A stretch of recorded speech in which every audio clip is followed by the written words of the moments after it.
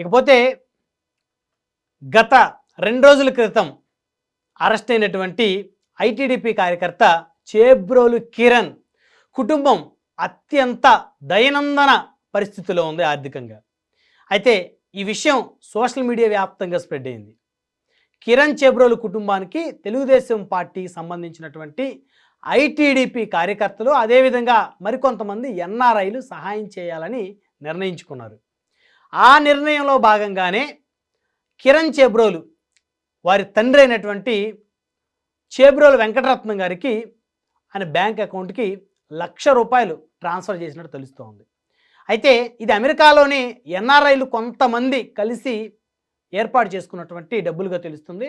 మరికొంతమంది వివిధ విభాగాల్లో వివిధ దేశాల్లో ఉన్నటువంటి ఎన్ఆర్ఐ తెలుగుదేశం పార్టీ కార్యకర్తలు ఎవరైతే ఉన్నారో వారందరూ కూడా కిరణ్ చేబ్రోలు కుటుంబాన్ని ఆర్థికంగా ఆదుకోవాలని చెప్పేసి ముందుకు వస్తున్న పరిస్థితులు అయితే స్పష్టంగా కనపడుతున్నాయి.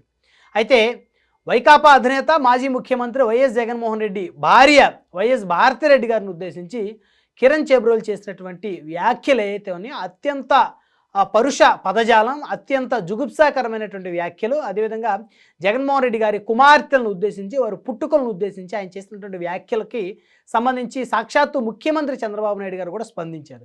ఎవరైనా ఆడబిడ్డలని అవమానించే విధంగా మాట్లాడినా, వారిని వ్యక్తిత్వ హననానికి పాల్పడినా వారి మీద వేటు వేస్తానని చెప్పారు. అది తమ పార్టీ అయినా మరి ఏ పార్టీ అయినా వెనకాడేదే లేదని చెప్పారు. అయితే ఆ క్రమంలో భాగంగానే కిరణ్ చేబ్రోల్ని పోలీసులు అరెస్ట్ చేశారు. మంగళగిరి కోర్టు ఆయనకి 14 రోజులు రిమాండ్ విధించింది. ఆ తర్వాత రాష్ట్ర వ్యాప్తంగా కిరణ్ చేబ్రోలు కుటుంబం ఆర్థిక పరిస్థితికి సంబంధించి కొన్ని ఫోటోలు వైరల్ అయ్యాయి.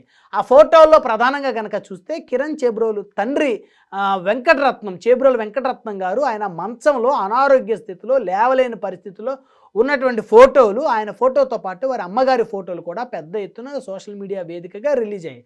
అది ప్రపంచవ్యాప్తంగా ఉన్నటువంటి తెలుగుదేశం పార్టీ కార్యకర్తలకి అది ఒక ఆవేదన కలిగించింది.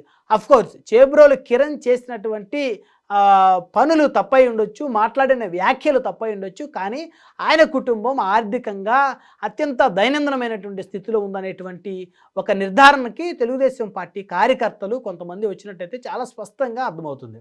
అయితే గతంలో వైఎస్ఆర్ కాంగ్రెస్ పార్టీ అధికారంలో ఉన్నప్పుడు టీడీపీ అధినేత చంద్రబాబు గారిని, ఆయన భార్య భువనేశ్వర్ గారిని, అదేవిధంగా ఆయన కుమారుడు లోకేష్ గారి భార్య అయినటువంటి బ్రాహ్మణి గారిని ఇష్టానుసారంగా మాట్లాడారు వైఎస్ఆర్సీపీ కార్యకర్తలు అనేది తెలుగుదేశం ఇప్పుడు ప్రొజెక్ట్ చేస్తున్నటువంటి అంశం. సో ఆ ఉద్దేశంలో భాగంగా ఆ అంశాలన్నీ మనసులో పెట్టుకొని ఆవేదన చెందినటువంటి కిరణ్ ఆ విధంగా మాట్లాడారు. దీనికి బీజం వేసింది వైసీపీని అని చెప్పేసి తెలుగుదేశం పార్టీకి చెందినటువంటి కొంతమంది కార్యకర్తలు వారి యొక్క సోషల్ మీడియా ఖాతాల్లో చర్చించుకుంటా ఉన్నారు.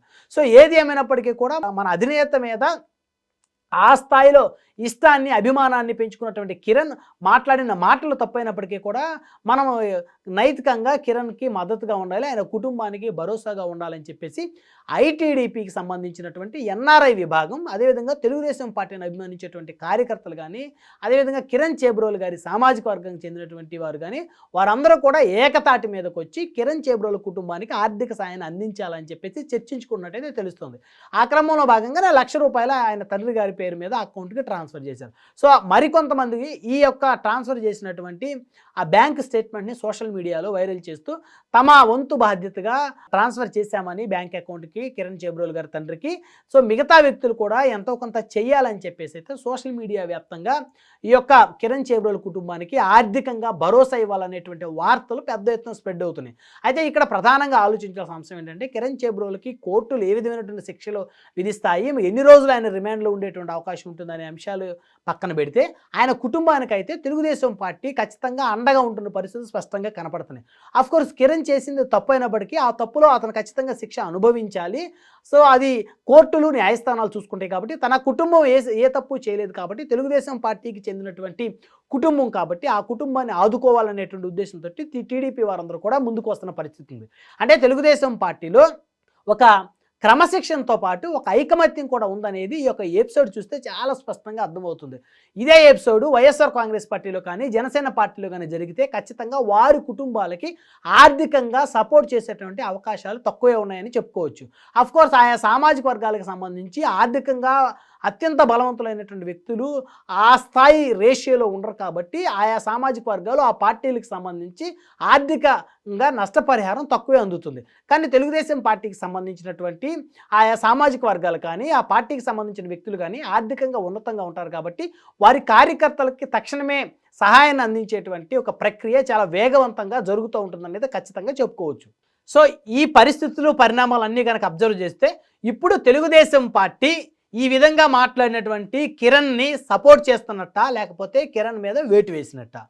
టీడీపీ అధినేత చంద్రబాబు నాయుడు గారు కిరణ్ని పార్టీ నుంచి సస్పెండ్ చేస్తూ ఆ పార్టీ అధిష్టానం అఫీషియల్గా ప్రకటించిన తర్వాత అతన్ని చట్టపరంగా శిక్షించడం కోసం సిద్ధమైన తర్వాత చర్యలు తీసుకోవాలని అనుకున్న తర్వాత పోలీసులు అరెస్ట్ చేసిన తర్వాత కోర్టు అతనికి రిమాండ్ విధించిన తర్వాత అతని కుటుంబానికి తెలుగుదేశం పార్టీ కార్యకర్తలు సహాయం చేయటం అనేది నిజంగానే తెలుగుదేశం పార్టీ వేటు వేసిందని అనుకోవాలా, లేకపోతే కంటి తుడుపు చర్యలో భాగంగానే అతన్ని రక్షించడం కోసం కేవలం అతనికి రిమాండ్ అని చెప్పేసి పోలీసుల సంరక్షణలో అతను ఉంచిందని అనుకోవాలా? సో ఏదేమైనప్పటికీ కూడా తెలుగుదేశం పార్టీ చేసినటువంటి ఈ చర్యలు ఏవైతే ఉన్నాయో అటు కుటుంబానికి సాయం చేసిందని అనుకోవాలా, లేకపోతే కిరణ్ని వెనక నుండి సపోర్ట్ చేస్తున్నారని చెప్పేసి భావించాలా? సో అది తెలుగుదేశం పార్టీ అధిష్టానానికే వదిలేయాల్సినటువంటి అంశం. అయితే కిరణ్ చేబ్రోలు కనుక ఆ విధమైన మాటలు మాట్లాడకుండా ఉన్నట్లయితే ఖచ్చితంగా అతని భవిష్యత్తు బాగుండేది. అతన్ని నిజంగా తెలుగుదేశం పార్టీ ఆ స్థాయిలో గుర్తించేటువంటి అవకాశం కూడా ఉండేది కాదు. అతను ఆ స్థాయిలో జగన్మోహన్ రెడ్డి కుటుంబాన్ని దూషించాడు కాబట్టి టీడీపీ కానీ ఐటీడీపీ కానీ ఎన్ఆర్ఐ టీడీపీ విభాగం కానీ కిరణ్కి సంబంధించి స్పందించింది. మరి ఇప్పటి వరకు కూడా కిరణ్ ఎన్నో వీడియోలు తెలుగుదేశం పార్టీకి మద్దతుగా సపోర్టుగా ఉంటూ చేసినటువంటి పరిస్థితి ఉంది. మరి ఇప్పటి వరకు ఎందుకు కిరణ్ చేబ్రోలు కుటుంబాన్ని ఆర్థికంగా ఎన్ఆర్ఐ టీడీపీ విభాగం ఆదుకోలేకపోయింది, ఐటీడీపీ విభాగం ఆదుకోలేకపోయింది? మరి ప్రభుత్వం వచ్చి దాదాపు 10 నెలలు కావస్తున్న తెలుగుదేశం పార్టీ కూడా ఎందుకు కిరణ్ చేబ్రోలు కుటుంబాన్ని ఆదుకోలేకపోయింది? వారి తండ్రి గారు ఇంకా మంచంలోనే ఎందుకు అలాంటి దైనందిన పరిస్థితుల్లో ఉన్నారు? ఆయన కుటుంబం ఆర్థికంగా ఎందుకు మెరుగు చెందలేదు? సో ఇక్కడ ఒకటే రీజన్, ఆయన జుగుప్సాకరంగా మాట్లాడారు కాబట్టి ఆ మాటలు చాలామంది తెలుగుదేశం పార్టీ కార్యకర్తలకి మనోభావాలను సాటిస్ఫై చేసేలా ఉన్నాయి కాబట్టే కిరణ్ చేబ్రోల్కి ఈ విధంగా వెనక నుంచి నైతికంగా మద్దతు అందిస్తూ ఉన్నారు. లేకపోతే నిజంగానే జగన్మోహన్ రెడ్డి భార్య మీద మాట్లాడటం తప్పని చెప్పి భావించే వ్యక్తులైతే ఈ విధంగా మాట్లాడేటువంటి వ్యక్తులకి వారి కుటుంబాలకి ఈ శిక్ష ఖచ్చితంగా భగవంతుడు వేసిన శిక్ష అనుకోనో లేకపోతే చట్టాలు వేసిన శిక్ష అనుకోనో వదిలేయచ్చు. లేదా ఎవరైనా సహాయం చేసేటువంటి గుణం ఉంటే ఎంతో కొంత సహాయం చేసి మూడో కంటికి తెలియకుండా చేయాల్సినటువంటి అవసరం ఉంది.